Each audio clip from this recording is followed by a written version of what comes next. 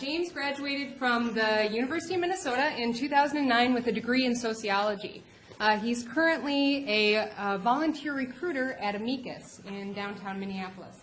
And he's going to talk to you about what happened in between those two bookends. I find his story compelling and his character truly inspiring. So I hope that you do too. Thanks.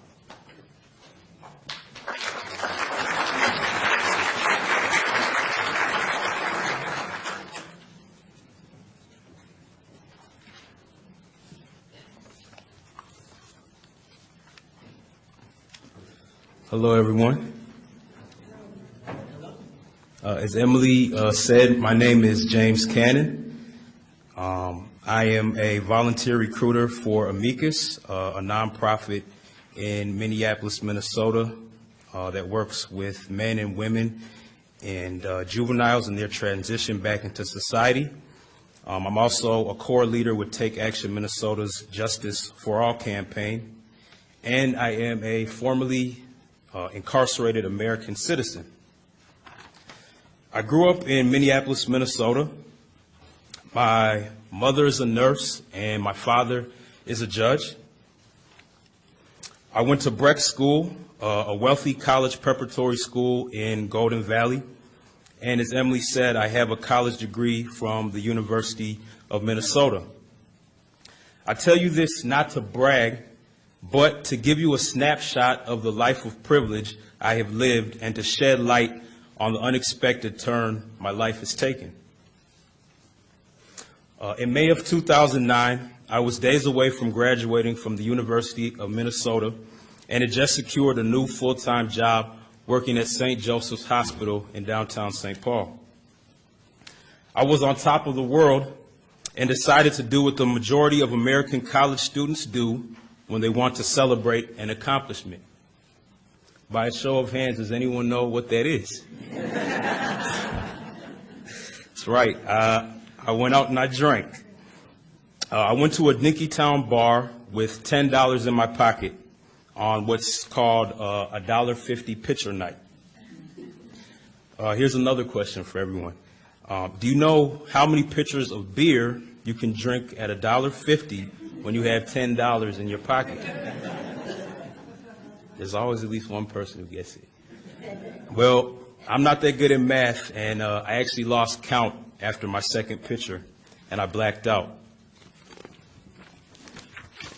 As a result of my night of drinking, I got into a fight with a man on the street, which resulted in a felony charge of attempted theft from person.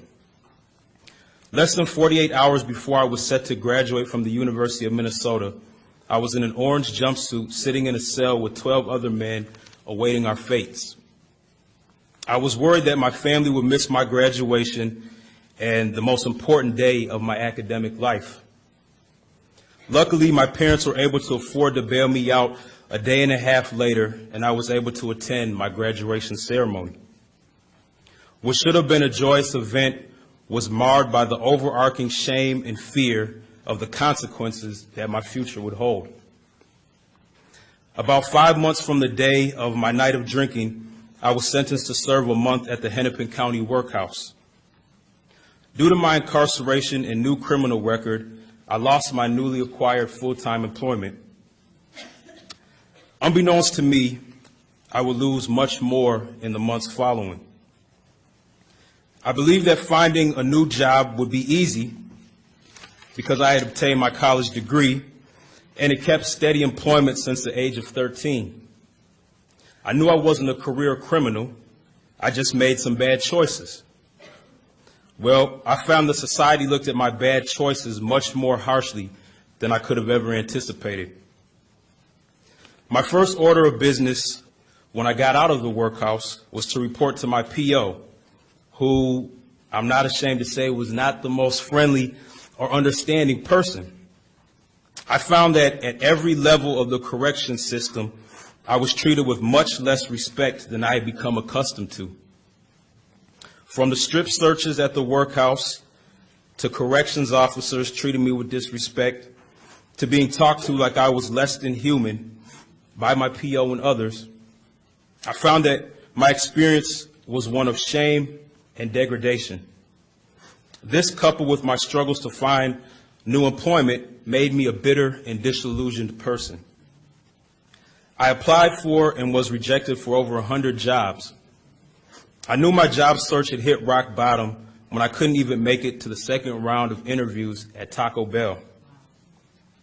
I did jobs I never anticipated doing as I took any and every temp job that I could find. I was bitter and depressed, and I didn't have much hope.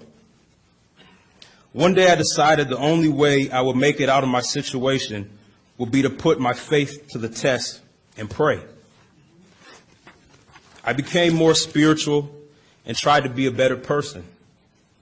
Around this time, I began to volunteer at an organization called Twin Cities Rise, helping men and women who had been out of the workforce for long periods of time with job searching, mock interviewing, and GED tutoring.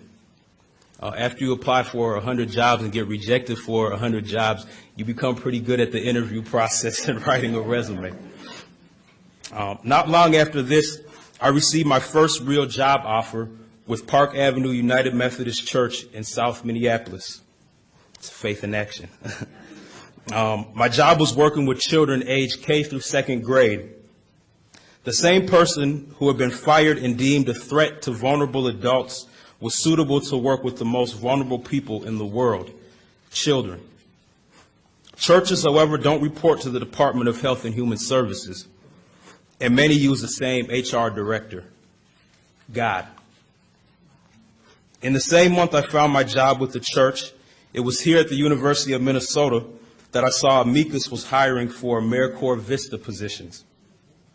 I had come to Amicus as a client looking for job leads on several occasions, and I knew my newfound passion for helping men and women find employment would make me a perfect fit. My trials had made me hungry and focused, and I was hell-bent on getting back on my feet.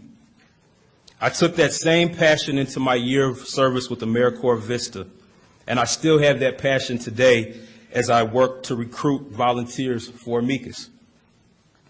At Amicus, we say real change starts on the inside, and I couldn't agree more.